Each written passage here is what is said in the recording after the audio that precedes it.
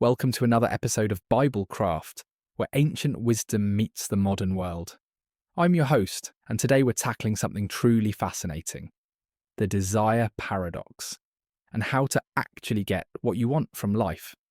You've probably experienced it yourself. The more desperately you chase after something, the more it seems to slip away. It's one of life's most frustrating contradictions, especially when you're in your 20s trying to figure everything out. Trust me, I've been there. In today's episode, I'll be working on my storage system while unpacking this paradox and sharing 3 other life-changing principles I've discovered. Nothing preachy, just practical wisdom that actually works in the real world. Think of it as organising your life the way we organise our Minecraft bases, with purpose and intention. If you're new here, Biblecraft is all about finding those unexpected connections between biblical insights and our Minecraft community. It's a unique space we're building together, and I couldn't be more grateful for each of you. I'm curious, what's something you've been chasing that seems to keep running away from you? Drop it in the comments below. I've read every single one, and your experiences genuinely help shape future episodes. And if you find value in this weird but wonderful combination of life wisdom and Minecraft, consider hitting that subscribe button. We're building something different here, and I'd love to have you along for the journey. Right, let's get into it. Throughout this build session, I'm going to break down the desire paradox and 3 other principles that completely changed how I approach getting what I want from life. These aren't your typical motivational nonsense. These actually work in the real world. Let's start with understanding what the desire paradox really means. The desire paradox is at the heart of why so many guys in their 20s feel stuck.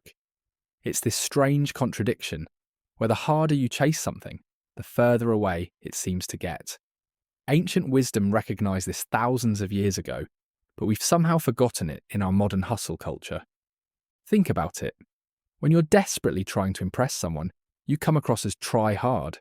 When you're obsessed with making money, you often make poor financial decisions.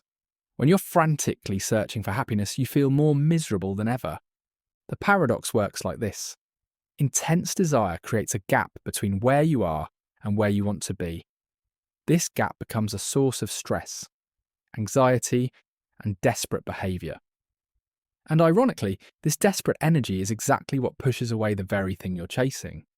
So what's the solution? It's not about abandoning your desires or pretending not to care. It's about shifting your focus from the outcome to the process of becoming. Instead of obsessing over getting respect, focus on becoming the kind of person worthy of respect. Instead of fixating on financial success, concentrate on developing valuable skills. Instead of chasing relationships, work on becoming someone who naturally attracts good people. This shift is subtle but profound. When you stop treating your desires as external objects to be obtained and start treating them as qualities to be embodied, everything changes. Your energy shifts from desperate to magnetic. I've seen this work in my own life. When I stopped frantically pursuing validation and instead focused on creating genuine value, people naturally started to respect what I was doing. The external results followed the internal shift. And this principle appears throughout biblical wisdom. The idea that you reap what you sow isn't just about karma. It's about becoming the embodiment of what you wish to attract. So ask yourself, what am I chasing right now? And how can I shift from pursuing it externally to embodying it internally? This brings us to the second principle: strategic pessimism. Now, I know that sounds contradictory to everything you've heard about positive thinking. Strategic pessimism sounds negative, but it's actually one of the most powerful mindsets you can develop. Everyone's telling you to stay positive and visualize success. But there's a fundamental problem with that approach. It doesn't prepare you for reality. The world doesn't care about your positive visualizations. Life is inherently challenging, and pretending otherwise just sets you up for disappointment. Strategic pessimism isn't about being negative. It's about being realistic and prepared. It's looking at your goals and systematically identifying what could go wrong, then building systems to handle those problems before they arise. Think about the most successful people you know. They're not necessarily the most optimistic. They're the ones who anticipate problems and prepare for them. They expect setbacks and build resilience to handle them. The ancient wisdom recognized this too. Noah didn't build an ark because he was feeling optimistic about the weather. He prepared for the worst, while others ignored the warning signs. In your career, relationships, finances, stop hoping everything goes right. Start planning for when things go wrong. Ask yourself, what's the worst that could happen here? And how can I prepare for it? When you're applying for jobs, don't just hope for the best opportunity. Prepare for rejections and have backup plans.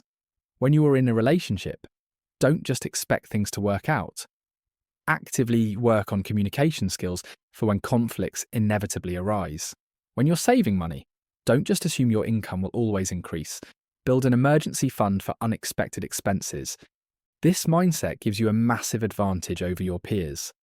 While they're being blindsided by setbacks, you're calmly executing your contingency plans. I started applying this in my own life a few years ago, and the difference was immediate. Challenges still came, but they no longer derailed me. I was prepared, and that preparation gave me confidence. Strategic pessimism isn't about expecting failure. It's about being unshakable regardless of what happens. It's building systems that can weather storms, rather than hoping the storms never come. This leads us directly to our third principle: consistency over intensity. Consistency over intensity is perhaps the most underrated success principle of all. Most guys in their 20s approach life in intense bursts of motivation. They'll hit the gym hard for 2 weeks, study intensely for a month, or send out 50 job applications in a day. Then they burn out and wonder why nothing changed. The truth is that your brain and body don't respond to intensity nearly as much as they respond to consistency. This is basic neuroscience. When you do something repeatedly, you actually create new neural pathways that make that behavior more natural over time. Think about it like a river cutting through rock. A massive flood once a year won't create a deep channel. But a steady stream, flowing day after day, will eventually carve a canyon. The most successful people aren't the most talented or motivated. They're the ones who show up consistently when no one's watching. While everyone else is looking for shortcuts or waiting for motivation, they're just putting in the work day after day. This principle appears throughout biblical wisdom too. Noah didn't build the ark in one intense weekend. He worked on it consistently for years. The idea of daily bread isn't about occasional feasting. It's about consistent nourishment. I've seen this transform multiple areas of my life. When I stopped waiting for motivation to write, and instead committed to writing a little bit every day, I finished more in 6 months than I had in the previous 3 years of inspired work. The same applies to fitness, learning, relationships, career advancement, literally everything that matters. Small daily actions will transform your life more than occasional heroic efforts. But here's the key insight most people miss. Consistency requires systems, not willpower. You need to design your environment to make the right actions easy and automatic. This might mean preparing gym clothes the night before, blocking social media during study hours, or setting up automatic transfers to your savings account. The goal is to make consistency the path of least resistance. When the right actions become habits, they stop draining your willpower and start feeling natural. So ask yourself, what important goal am I approaching with intensity rather than consistency? And how can I build a system that makes daily progress automatic? This brings us to our final principle: selective indifference. Selective indifference is perhaps the most liberating principle of all, especially for guys in their 20s. Most of us are stressed because we care too much about too many things. What people think of us, social media validation, keeping up with trends, impressing others. It's exhausting and counterproductive. The moment you become selectively indifferent is the moment you start making real progress. Here's what this means. Care deeply about the few things that actually matter. Your core values, key relationships, main skills, physical health. Let everything else pass through without an emotional response. Think of your attention and emotional energy as your most valuable resources. Because they are.